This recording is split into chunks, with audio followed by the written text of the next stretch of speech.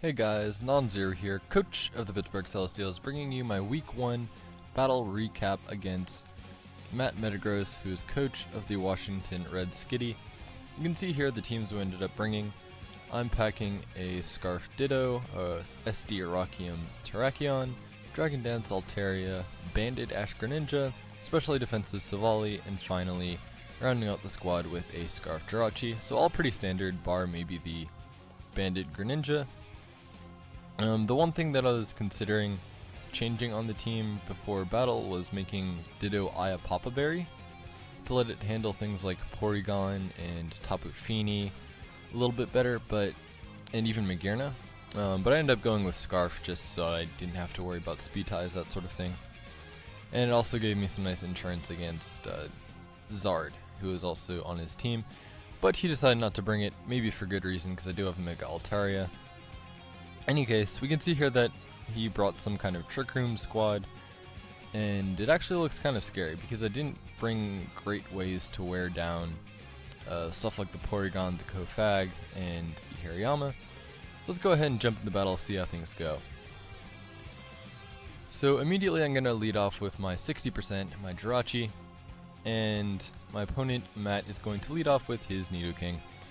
So I don't really know anything at this point. I'm just going to go ahead and U-turn turn 1 into my Spadef Silvally normal, who's kind of brought to this battle to take on Nidoking. And he goes for the Earth Power, indicating to me that he's maybe Scarf, because he stayed in. And later I'll actually be able to confirm that. But I'm able to just get off a very safe parting shot out back into my Jirachi. I go out here because I want to set up some rocks, and I know that he won't be able to do too much to me. At -1. He sets up the Trick Room, and I just go right back out into my Spadef Silvally. Now I don't really have that much to hit Kofag with, but on the other hand he doesn't have much to hit me with, so I'm fine just kind of staying in, wasting some turns of Trick Room. My idea is going to be that I will parting shot at the last turn of Trick Room, if I can, and get in something that can beat it, not allow it to set up a second Trick Room. That's kind of my plan. However, because of the Spadef drop, I'm actually forced to go out a turn early, and I go out into my Ditto at this point, just to scout. And I figure, since I brought Ditto, he's going to think I'm Scarfed, he's probably going to switch into his Porygon, but I didn't really pull the trigger. So pulling the trigger would have been going out into Terrakion, setting up an SD, that sort of thing. Instead I just go out into Frogger. Because I figure this is kind of the safe play. It covers him staying in, because I doubt he'd go for Energy Ball there. It also covers any other double he'd want to make. However, it turns out that I can't actually touch this Porygon because it ends up being pretty defensive, so this Banded Waterfall does a fat 28%. So, yeah, I can see that I'm not going to be able to really break through his Porygon unless I'm in Ash form, and even then, Waterfall's only going to do about 40 or so. So the reason I stay in there is just because I know I can take any one hit, and also I wanted to scout out what this Porygon wanted to do. If it went for a second Trick Room, that wasn't too bad at that point, because Porygon can't do that much, for example, to Jirachi, or even Terrakion. It doesn't, I mean, it could carry Psychic, but Psychic's not going to be doing that much unboosted on stab. In any case, he does go for the Thunderbolt, which is more or less expected, but I switch out here into my Terrakion as he goes for the Recover, and this is giving me an opportunity to SD and just get a kill with Iraqium Z, which is what happens here. I figured he probably wouldn't go hard into his Scarf Nidoking, because if that thing goes down, then he has a really tough time versus my Terrakion in general. So that's why I felt relatively safe SDing there, and I get my kill with Continental Crush. However, he is able to here go into his Nidoking and sort of claim his own kill. So I have a bit of a weakness to Earth Power, as you can see. Really don't have much of a switch into this thing, and that was probably poor planning on my part. The only thing I really brought for it was Silvally, but Silvally, of course, had to eat the hits earlier from Cofagrigus, so it is really, really low at this point. So what I ended up doing here is because I'm pretty sure he's Scarf. I just go out into my Altaria because I know my Altaria will be able to eat an Earth Power, and I can get a Dragon Dance up. And so, like, this turn, the turn that I Dragon Danced, that was sort of the turn where I was trying to figure out whether it was worth sacking my Mega Altaria for a huge hit on Magearna. I ended up deciding it was worth it, and that's why I went for the Dragon Dance here. I could have just gone hard for an Earthquake, which might have 2-hit KO'd. It would have been really close. And that was really tempting, but I didn't want him shift gearing up if he was able to eat 2 unboosted Earthquakes, and this would sort of force him to attack me, this Dragon Dance. And anyways, this is what happens. I Dragon Dance, I'm able to get, a big hit off with Earthquake. However, he is of course able to knock me out. That's a trade I'm willing to accept, because this Magearna was of course a bit of an issue for my team. And also, once this Magearna is gone, he's sort of susceptible to Iron Head. Very susceptible to Iron Head. So I go here into my Ditto. I perhaps should have gone into Jirachi and just clicked Iron Head. In retrospect, that probably would have been a better idea, because I can't actually knock him out. I didn't make the Hidden Power Fire, which I probably should have in anticipation of the Magearna Mirror, but if I had done that, of course, then I would have given his Hoopa a chance to set up, so it kind of worked out that I'm locked into Dazzling Gleam here, even though this does give him a chance to get a big hit off.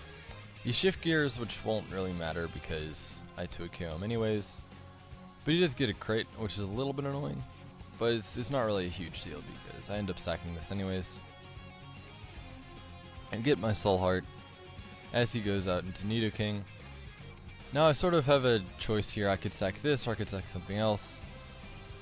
And maybe sacking Ditto wasn't the play. I just felt that because he has likely Fake Out on Hariyama, a 4% Ditto wasn't going to be doing too much. So that's why I end up just sacking Ditto and going out here into Jirachi. So this is where I thought maybe for the longest time, because I was trying to figure out how I can aim to win this game with Iron Head, and how I can sort of get my best chance of doing that. And what I ended up determining was that, well, Iron Head does like 40 to 50 to this Nidoking, and so I'm going to need to click U-turn twice to put it in range of Iron Head. Which means I have to sack 2 things. And if I sack my Silvally and my Greninja, then if I get enough Iron Head flinches, Jirachi can win. So that's sort of what I was thinking about here. And it's better to do that than to try to just Iron Head flinch outright, because Silvally and Greninja really don't help me against Porygon. And so that's why I just go for the U-turn here and sack Silvally first to the Earth Power. There's no reason for him not to click Earth Power here, because it literally one-shots everything on my team at this point. So yeah, he's just going to be staying in and clicking Earth Power. And I'm fine with that. I just U-turn twice to put him in range of Iron Head, and then I go ahead and knock him out here with Iron Head from Jirachi. So this is the point where he brings in his Hoopa. And I get kind of lucky here, because I'll be the first to admit that in prep, I kind of missed the possibility for Z Snatch. And he definitely could have swept me if he had crept his Hoopa for Adamant Jirachi, which is what I am, max speed Adamant Jirachi. However, thankfully he didn't, which means I am able to outspeed him and knock him out with Iron Head. And now it comes down to this. So at this point, if he can get a Trick Room up, then Hariyama kind of sweeps me. I still have a chance because Jirachi doesn't go down in one hit to close combat from full on max attack Adamant Guts Hariyama. However, it's really close, so Fake Out plus close combat does always knock Jirachi out, assuming he's max attack. However, my gameplay here is just to keep hitting Ironhead.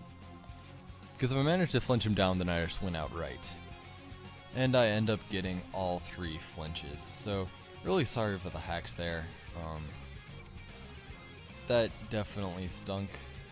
But all I can say is I made my best play, I think, at this moment. And I probably shouldn't have won this game.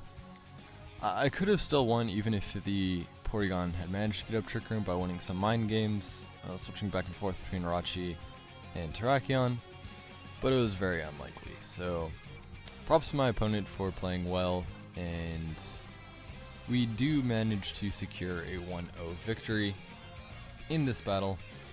Heading into week 2, definitely a lot of things that I learned here, some stuff I missed in prep, and some potential misplays I made. I probably could have saved Mega Altaria, to be honest, instead of trading it for a chunk on Magearna. That's going to be a bit of a brief week 1 recap. Probably future weeks I'll go a bit more in depth on the team builder and stuff, but week 1 I'm just kind of wanting to get this in. Anyway, that's going to be it for today. This has been Non-Zero, coach of the Pittsburgh Celestials. See you guys next time. Peace.